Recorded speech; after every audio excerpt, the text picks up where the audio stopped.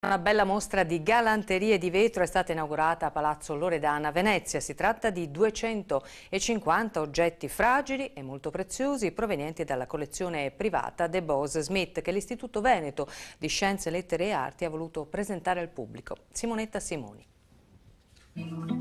C'è un termine in italiano che si chiama galanteria, che non è solo un complimento galante, ma è anche un oggetto di galanteria che un signore può offrire a una signora che gli piace. Quindi questi sono oggetti di galanteria perché sono oggetti più o meno inutili, ma bellissimi da vedere, cose che a tutte le signore piace ricevere. E appunto queste galanterie datano all'epoca in cui ancora i nostri compagni erano molto romantici.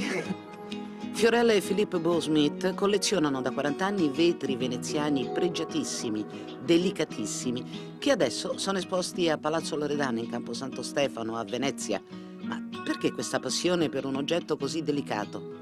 Perché è affascinante, insomma, c'è vetro e vetro. Quello che è divertente col vetro di Murano è che è molto libero, c'è tanto umore che non si trovano. Per esempio il vetro francese può essere molto bello, ma è soffiato in una forma, un'altra cosa. Questo è liberissimo.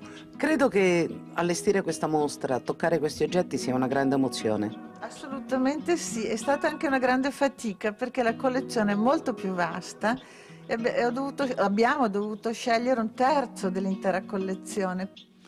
La mostra Galanterie di vetro a Palazzo Loredan a Venezia in Campo Santo Stefano rimarrà aperta fino al 2 maggio.